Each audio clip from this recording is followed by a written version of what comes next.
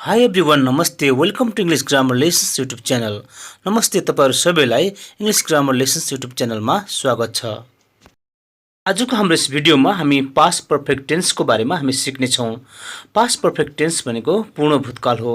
आउनुहोस् सबैभन्दा पहिला हामी यसको परिभाषा हेर्ने छौं। Past perfect tense is used to show completed activity or event in the past. पूर्ण भूतकाललाई विगतमा पूरा भइसकेको गतिविधि तथा घटनालाई देखाउन प्रयोग गरिन्छ।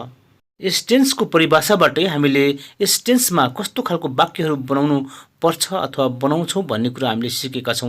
जसरी प्रेजेन्ट पर्फेक्ट टेन्समा हामीले वर्तमान समयमा कुनै काम पूरा भइसकेको जनाउनको लागि हामीले प्रेजेन्ट पर्फेक्टको प्रयोग गरे जस्तै यहाँ हामीले पास्टको समयमा, बितेको समयमा, विगतको समयमा कुनै काम पूरा भइसकेको जनाउनको लागि चाहिँ हामीले यस पास्ट पर्फेक्ट टेन्सको प्रयोग गर्दछौं। आउनुहोस् अब हामी यस टेन्सलाई अझ राम्रोसँग बुझ्नुको लागि हामी यस टेन्सका केही सेन्टेन्सहरू हेर्ने छौं। तपाईहरु यहाँ स्क्रिनमा हेर्न सक्नुहुन्छ। मैले यस पास्ट पर्फेक्ट टेन्सका केही वाक्यहरू यहाँनिर स्क्रिनमा बनाइदिएको छु। तपाईहरु हेर्न सक्नुहुन्छ। नम्बर 1 मा I had gone to Japan last month. म गएको महिना जापान गएको थिए। नम्बर 2 मा सुरज ह्याड पास्ड एसई 2 इयर्स एगो। सुरजले 2 वर्ष पहिले एसई पास गरेको थियो। त्यसैगरी नम्बर 3 मा Santosh had repaired my mobile. सन्तोषले मेरो मोबाइल मर्मत गरेको थियो। नम्बर 4 मा she had met her friend last week. उनले गएको हप्ता उनको साथीलाई भेटेकी थिइन्। नम्बर 5 मा दे ह्याड बिकम विनर। तिनीहरू विजेता भएका थिए। नम्बर 6 मा we had visited Lumbini last year. गएको वर्ष हामीले लुम्बिनी भ्रमण गरेका थियौं। त्यसैगरी नम्बर 7 मा my brother had gone to Canada.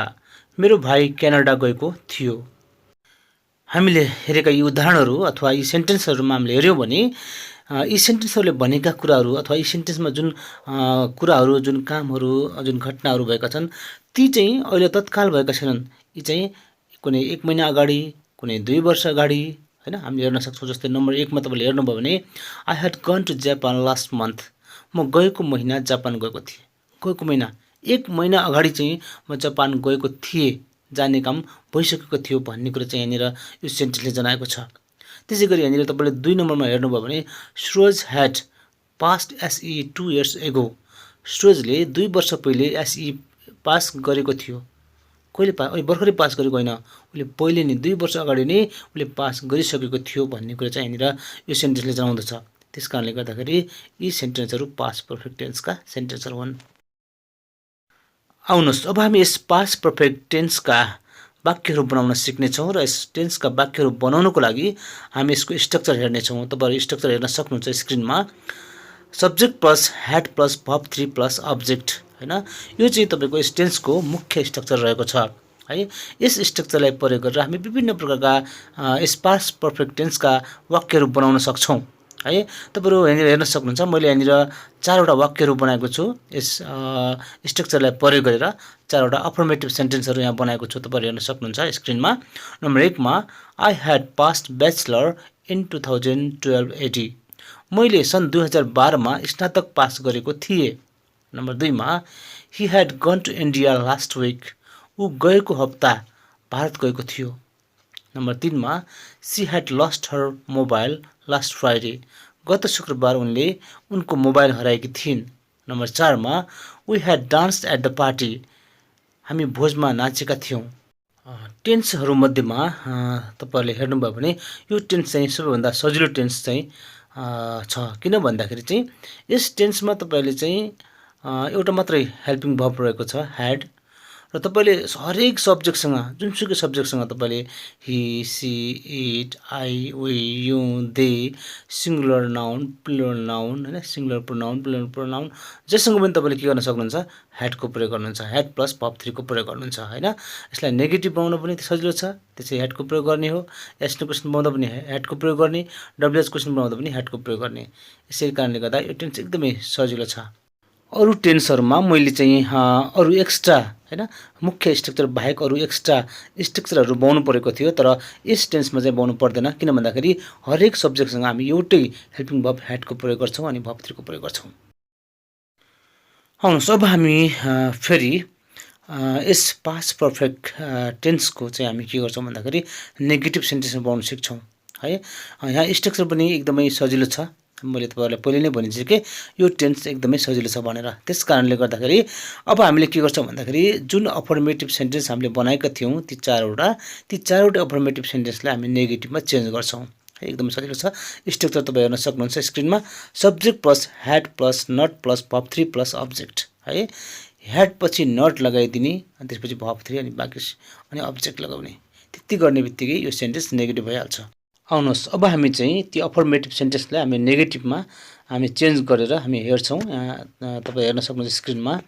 Number 1 मा I had not passed bachelor in 2012 AD. मैले सन् 2012 मा स्नातक पास गरेको थिएन।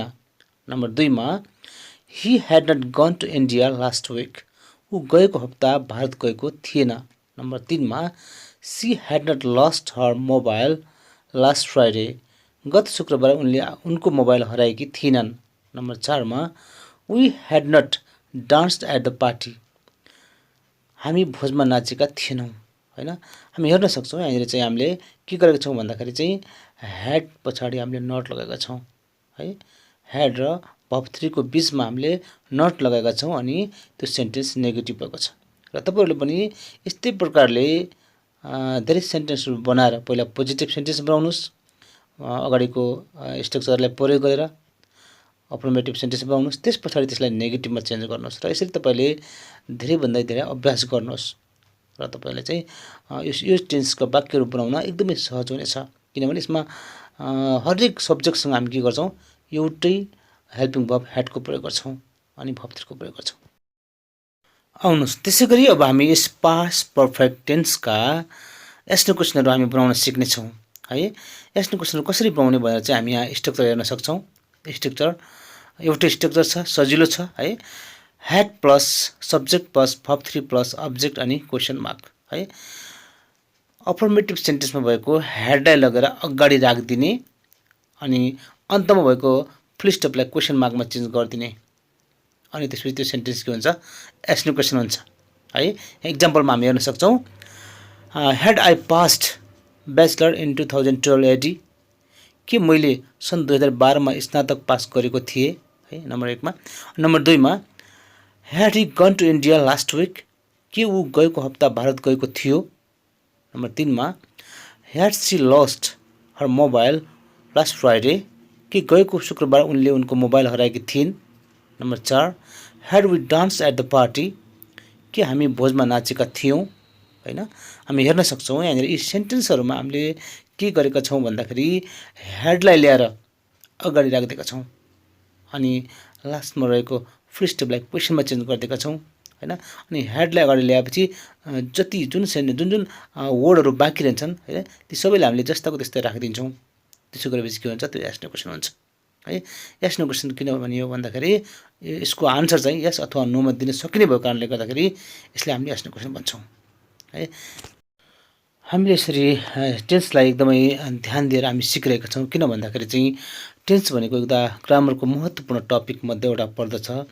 त्यसै यसपछाडि यदि हामीले टेन्स जान्यो भने भोलि हामीलाई भोइस पढ्न है एक्टिभ भोइस पेसिभ भोइस पढ्न अनि न्यारेसन डाइरेक्ट स्पिच इन्डाइरेक्ट स्पिचलाई पढ्न हामीलाई सजिलो हुन्छ। त्यसकारणले गर्दाखेरि हामीलाई यो टेन्स चाहिँ हामीले जान्नै पर्ने हुन्छ। यसरी पास्ट पर्फेक्ट टेन्स सिक्ने क्रममा अब हामी पास्ट पर्फेक्ट टेन्सका डब्ल्युएच क्वेशनहरु कसरी बनाउने भनेर हामी सिक्ने छौं। तपाईहरु यहाँ स्ट्रक्चर हेर्न सक्नुहुन्छ। यहाँनिर 2-3वटा स्ट्रक्चरहरु मैले यहाँनिर बनाइदिएको छु। WH word plus had plus subject plus verb 3 अनि question mark. WH word plus had plus verb 3 plus object अनि क्वेशन मार्क।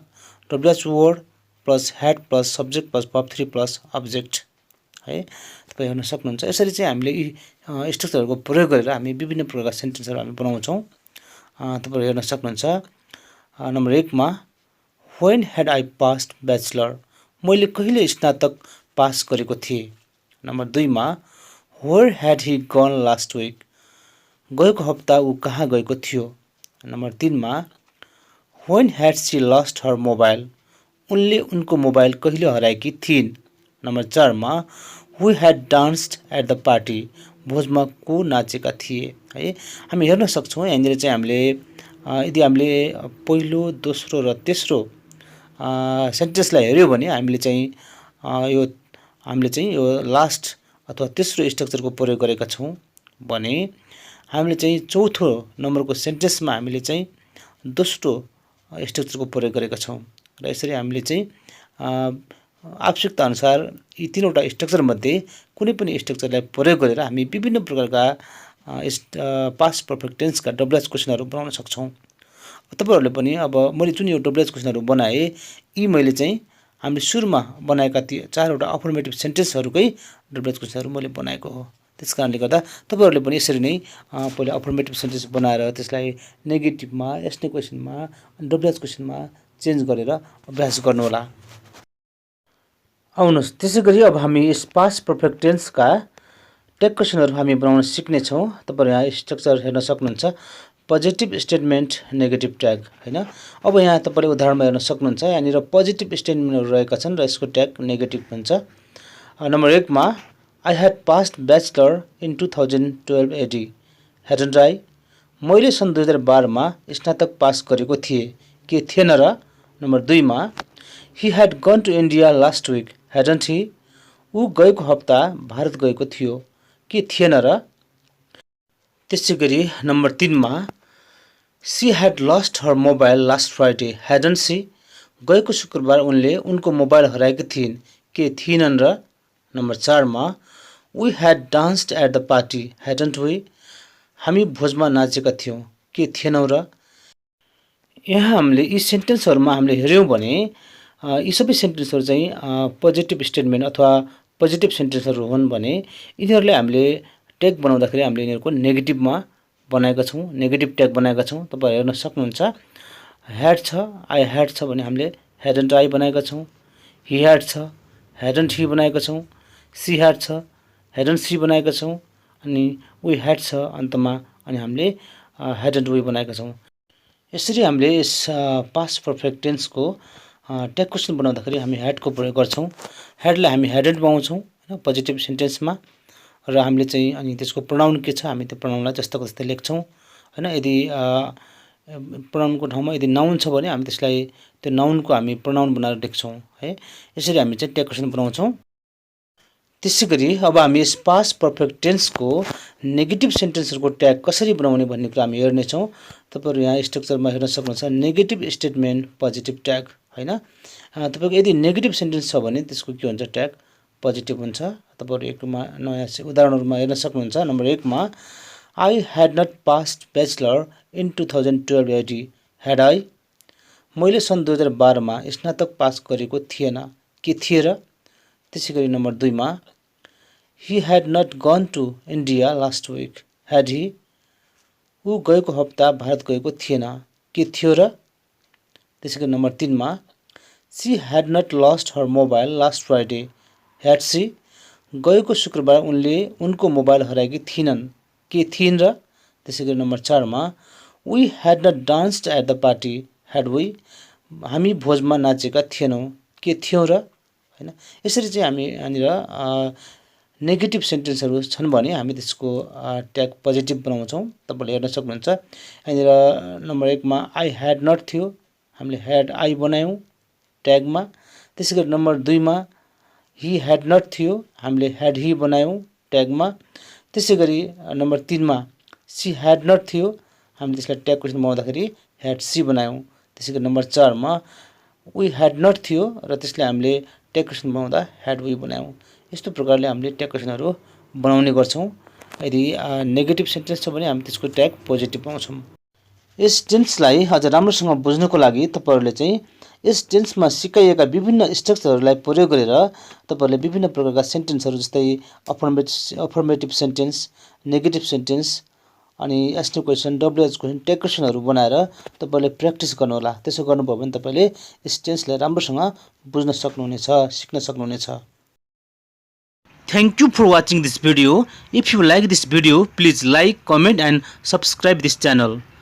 धन्यवाद यस भिडियोलाई तपाईले हेरिदिनु भएको लागि। यदि तपाईलाई यो भिडियो मन पर्यो भने लाइक गर्नुहोला, कमेन्ट गर्नुहोला र यस च्यानललाई सब्स्क्राइब गर्नुहोला। धन्यवाद।